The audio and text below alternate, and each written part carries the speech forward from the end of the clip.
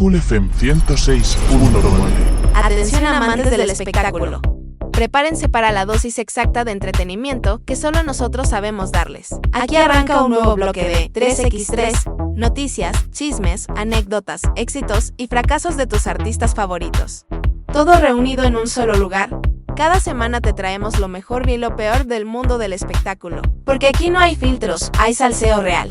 Triunfos que celebramos, secretos que nadie se atreve a contar. Nosotros los soltamos todos. Esto es 3x3, el podcast de la semana. Arrancamos con el salseo que te encanta. Solo aquí, en 3x3. Bueno, bienvenidos a esta exploración de hoy. Tenemos delante unas entrevistas muy interesantes con Belinda Treviño, Beli, ¿no?, del famoso dúo infantil Beli y Beto. Parece que su camino ha sido, bueno, una auténtica montaña rusa. Sí, totalmente. A ver, las fuentes que hemos mirado nos dibujan una carrera de casi 30 años. Impresionante. Desde que empezó como muñequita Elizabeth, ¿te acuerdas? Sí, claro. Hasta, bueno, convertirse en un fenómeno brutal en YouTube. Miles de millones de visualizaciones. Y vamos a ver eso, ¿no? Los altibajos, el éxito en la tele, una salida que fue bastante dura y luego un renacer digital que, bueno, nadie se esperaba. Exacto. Ahí está la clave, creo. La misión hoy es intentar desentrañar un poco cómo superó todos esos baches, ¿no? Y qué podemos aprender de su historia, que es de perseverancia pura y de reinvención. Eso es. Vale, pues vamos a meternos en faena. Empezó súper joven, ¿verdad? Con 13 añitos como muñequita Elizabeth. Sí, muy joven. Ella misma lo cuenta que disfrutó mucho esa etapa, ¿eh? Aunque, claro, compaginarlo con los estudios, la vida de adolescente, pues tenía sus cosas. Decía que se perdía planes con las amigas, ¿sabes?, por tener que trabajar los fines de semana. Claro, normal. Pero aprendió un montón ahí. Fíjate que menciona a la creadora, Elizabeth, como una institución, una escuela, vamos. Pero bueno, después de 5 años allí, pues decide seguir su propio camino. Ajá. Y entra a Multimedios, que es una cadena local importante allí en Monterrey, primero de prácticas y luego ya con su propio programa, Abre los ojos con Beli. Y ahí es donde nace Beto. Es curioso porque al principio nos cuenta que era solo una voz en off. Sí. Sin presupuesto, nada. Solo ella y un cámara que hacía un poco de productor y todo. Qué bueno. Y luego, fíjate, hicieron una convocatoria para que los niños dibujaran a Beto. Y de ahí salió ya el muñeco, el personaje tísico. Anda, qué curioso. Y se convirtió en un icono total. Ya ves. Y el programa aguantó, 18 años en la televisión local. Muchísimo tiempo. Pero, una barbaridad. Una etapa muy estable. Ya la describe como su zona de confort. Lógico. Pero claro, todo estaba a punto de cambiar. Y de forma bastante drástica. Sí. La cadena decidió cancelar toda la barra infantil. La reubicaron a ella en otros programas donde, bueno, sentía que no encajaba. Y encima, las contrataciones para fiestas y eventos empezaron a bajar. Uf. Y aquí es donde la cosa se pone interesante de verdad, pero también dura. Sí. Cuenta un momento que debió ser terrible. Una junta, una reunión, donde le llegaron a decir: «Tú eres la peor de todas». Imagínate. Qué fuerte. Se sintió humillada, claro. Y al poco tiempo, pues, el despido. Describe que salió de allí llorando sin consuelo. Le dijeron, básicamente, que su carrera se había acabado. Madre mía. Una crisis total, vamos. Sin programa, con menos fiestas infantiles, la cosa pintaba mal, pero ya había empezado, casi como ella dice, a patadas de ahogado, a subir algunos vídeos a YouTube. Esto en 2015. Ajá. Aunque sin tener mucha fe, ella misma pensaba, ¿pero quién va a buscar Beli y Beto en YouTube? Claro, es que en ese momento... ¿No se veía venir? Y le costó. Ojo, que no fue llegar y besar el santo. Estuvo 3 años invirtiendo tiempo, dinero, sin monetizar nada. Nada. Experimentando con formatos, buscando qué funcionaba. E incluso rechazó ofertas para volver a la tele. Sí, eso es interesante. Decía que su intuición le decía que no, que ese ya no era el camino. Y aquí hay algo fascinante, creo yo. La apuesta por un contenido distinto al de la tele. ¿En qué sentido? Pues más blanco, ¿sabes? Más positivo, enfocado en que los padres estuvieran tranquilos. Beto, que en la tele tenía un punto así como más grosero, dice ella, pues en YouTube pasó a ser más travieso. Un matiz importante. Ya. Ella cree que ese cambio de tono fue una de las claves de lo que vino después, del éxito masivo. Y vaya si llegó el éxito. Porque hubo un vídeo concreto, uno de Beto se porta mal en el parque, que en 2018 se hizo viral. ¡Boom! Y a partir de ahí, bueno, una locura. Suscriptores por millones, las vistas disparadas. Hablamos de más de 9.000 millones de visualizaciones acumuladas. Una barbaridad. 9.000 millones. Y shows enormes, autoproducidos por ellos, llenando recintos importantes allí en Monterrey, como el Auditorio Río 70, 14 veces seguidas. 14 veces, es increíble. Y hay una anécdota muy buena que cuenta de cómo visualizó, se imaginó, el Arena Monterrey lleno de niños vestidos de Beli y Beto. Y tiempo después pasó. Qué potente lo de la visualización, ¿eh? Si conectamos esto un poco con la perspectiva general, lo que vemos es una capacidad de adaptación brutal. Pasó de depender totalmente de una cadena local a montar y gestionar un imperio digital. Global, además. Sí, sí. Con giras por España, por Sudamérica y hasta planes para hacer una película. Impresionante. Y todo manteniendo el control creativo, la producción interna, que eso tiene una complejidad añadida, claro. Claro, y gestionar todo eso implica también lidiar con la fama, ¿no? Con lo bueno y lo malo. Exacto. Pues Montessori, imitadores no autorizados que intentan aprovecharse, fans que le piden fotos constantemente, niños que le dicen, quiero que seas mi mamá, esas cosas. Sí, debe ser intenso. Incluso cuenta una anécdota de quedarse sin gasolina y que en la gasolinera no le fiaran, porque no la reconocieron o no se creían que fuera ella. No me digas. Qué cosas. También menciona mucho lo importante que ha sido el apoyo de la familia, ¿eh? Fundamental, seguro. Su padre al principio y ahora su esposo, que además es su manager. Cuenta que superó un divorcio y encontró una nueva pareja. Y también habla de cómo visualizó el tipo de persona que quería a su lado. Usa mucho ese concepto. Se ve que le funciona. Entonces, si intentamos destilar un poco todo esto, ¿qué nos queda? Para mí, es una historia increíble de resiliencia.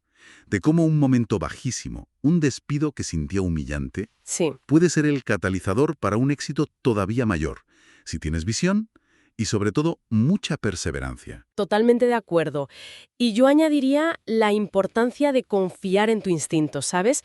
Incluso cuando todo pareciera en contra. También esa capacidad de visualizar metas, aunque parezcan lejanísimas. Y muy importante, mantenerse fiel a tus valores centrales. Sí, En su caso, ese contenido positivo para niños. Lo mantuvo incluso al cambiar radicalmente de plataforma y de escala. La adaptación no significó perder la esencia. muy cierto. Nos deja pensando, ¿verdad? Pues sí, quizás hasta qué punto esa capacidad de mantener tus valores fundamentales intactos mientras navegas cambios súper disruptivos es realmente el motor del éxito que perdura. Buena pregunta. Es algo sobre lo que darle una vuelta, creo yo. Sin duda. Cool FM 106.1. Esto es 3x3, el podcast de la semana. Arrancamos con el salseo que te encanta. Solo aquí, en 3x3. Hola. Hoy vamos a meternos a fondo en un fenómeno digital bastante reciente, ¿eh? El ascenso, meteórico de Los Mismos Show. Este dúo cómico de Monterrey, allá en México, Randy y Jaibo, que han arrasado en redes sociales. Tenemos entrevistas donde ellos mismos cuentan su historia, ¿sabes? Desde unos inicios muy humildes hasta este éxito viral que tienen ahora. La idea es entender un poco las claves, ¿no? O sea, ¿cómo pasas de ganar que eran 50 pesos, casi nada, por actuar, a llenar teatros? Exacto. Y eso es lo fascinante. Vamos a ver esos factores. Sus orígenes, en zonas como Villajuárez, que no son precisamente fáciles, los trabajos precarios que tuvieron antes, cómo se juntaron casi por casualidad y, sobre todo, el papelón que ha jugado la viralidad digital. Es que es un caso de estudio, de perseverancia y de cómo adaptarse a las nuevas plataformas. Vale, pues vamos a ello. Empezaron por separado, en esto de los payasos, en un grupo que se llamaba Greñuditos, y hablan de condiciones duras, sueldos mínimos. Jaibo, por ejemplo, fíjate, llegó a estudiar mecatrónica antes de dedicarse a esto del todo. Sí, sí. Y Randy, él empezó súper joven, con 13 años, creo recordar. Cuenta que al principio le molaba la atención que conseguían los payasos, sobre todo con las chicas, ¿no?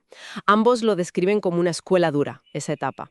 Lo de los 50 pesos que decías que era casi simbólico, muy poco, vamos. Es que la trayectoria de Jaibo después de eso es curiosa. Probó varias cosas, ¿eh? Incluso fue DJ para una imitadora de Pamela Chup, que es una figura allí muy conocida. Y esto justo cuando empezó la pandemia. Un momento complicado, la verdad, para dejar algo estable, por poco que fuera. Ya. Y la formación de los mismos, Tampoco fue llegar y besar el santo. Jaibo empezó con otro compañero, Winky, pero lo dejó. Y la unión de Randy y Jaibo surgió como después de varios intentos fallidos de montar otros grupos, ¿sabes?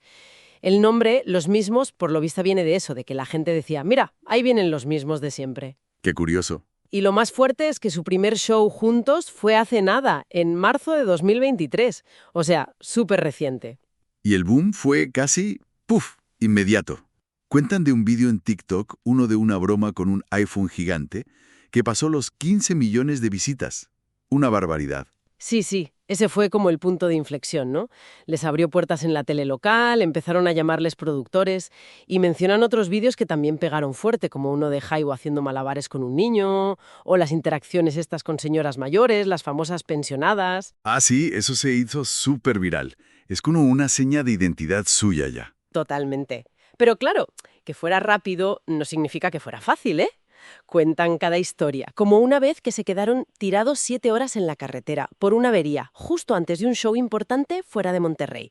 Imagínate el estrés. Tela. O el desafío constante de compaginar la fama esta repentina, las giras, con la vida personal, la familia. Claro, eso tiene que ser complicado. Y anécdotas como que les confundieran con delincuentes una vez por su aspecto, yendo de viaje. ¡Qué fuerte! Sí, lo comentan. Y hace mucho hincapié en la relación entre ellos, ¿sabes? Dicen que la comunicación es clave para que no haya roces, algo que debe ser fundamental cuando estás todo el día juntos, de gira y trabajando. Desde luego. Y han creado frases que se han hecho súper populares, como el "y ni modo" o "porque la gente ya nos quiere ver". Sí, que surgieron de cosas suyas y ahora sus seguidores las usan un montón. Es interesante también cómo llevan lo de la identidad, ¿no? Lo de ser personajes y personas. Sí. Al principio como que protegían más sus nombres reales, aunque ahora ya se saben más. Hubo una movida viral sobre quitarse el maquillaje, ¿te acuerdas? Sí. Pero explican que eso está más limitado por contratos con su agencia que llaman Mesmos Corporation, que por un tema de ellos de querer ocultarse a toda costa. Ya. Temas de imagen y contratos, lo típico. Entonces, a ver, ¿qué sacamos en claro de todo esto? Pues una historia de resiliencia, ¿no? De empezar muy desde abajo, de currar un montón y de saber pillar la ola de la viralidad en redes en el momento justo. Han pasado de cobrar casi nada a codearse con gente que admiraban de pequeños, como los payasónicos o chicharrines, figuras de allí. La velocidad del cambio es que ha sido vertiginoso. Y su capacidad de adaptarse, ¿eh? Porque ahora están con la gira esta, el mismo rollo tour, con otros cómicos de su entorno, como Willin y Patitas. Y eso muestra una evolución. Buscan espectáculos más grandes para toda la familia, combinando estilos. No se han quedado solo en el vídeo viral. Van buscando evolucionar, claro. Y todo esto te deja pensando, ¿no? Más allá de los personajes, de los millones de visitas. Pues eso, ¿qué nos dice su viaje sobre cómo funciona la fama hoy en día en la era digital? Que puede ser súper potente, pero también muy efímera. Y sobre todo, ¿qué fortaleza hace falta a nivel personal y como equipo para aguantar esa presión mediática tan bestia y tan de repente? Ahí queda esa reflexión. Estás en 3x3, el lado oculto de la fama. Continuamos. Bienvenidas y bienvenidos a esta. A esta inmersión en las entrevistas de Jordi Rosado con Óscar Burgos. Tenemos un material que, la verdad, da una visión muy directa, a veces cruda, de una figura, pues, compleja de la comedia mexicana. Y su personaje, claro, el perro Guarumo. Exacto. La idea es un poco desentrañar esas capas de su vida, ¿no? Los éxitos, que fueron muy grandes, los fracasos también, estrepitosos, el papel de la familia, las amistades, las pérdidas, que duelen. En fin, intentar entender al hombre que hay detrás del personaje y, bueno, ¿qué lecciones podemos sacar de todo eso? Vale, pues vamos a ello. Llama mucho la atención esa dualidad constante que parece haber en su vida. Por un lado, un éxito profesional innegable, vamos. Creó personajes como el perro Guarumo, que son ya, parte de la cultura popular mexicana, e incluso su faceta de descubridor de talentos, ¿no? Como Franco Escamilla. Sí. Y a la vez, esa lucha interna constante parece que viene de lejos. Él habla mucho de la relación con su padre, que era militar, y que, por lo visto, nunca aprobó del todo su camino, ¿no? Lo veía como un fracasado. Esa necesidad de demostrar, de probar su valía, parece que fue un motor, pero también, claro, una fuente de conflicto interno, esa cosa de no sentirse nunca suficiente, ¿verdad? Él mismo lo cuenta, sí. Hay una anécdota que recuerda su padre diciéndole que los artistas, daba igual si eran famosos, se morían de hambre. Y eso, pues, parece que le marcó mucho, que alimentó esa búsqueda de validación. Una búsqueda que, bueno, por lo que se entiende de las entrevistas, le llevó por caminos muy, muy oscuros. Las adicciones que describe son extremas. Extremas es poco. Llega a decir que empezaba el día con una mezcla de, cocaína, marihuana, vodka y ribotril, que ribotril es un sedante muy potente, ¿eh? Y cuenta el detalle terrible, brutal, de tener que inhalar cocaína por los ojos, porque tenía la nariz destrozada. Es una imagen, vamos, del abismo total. Sí.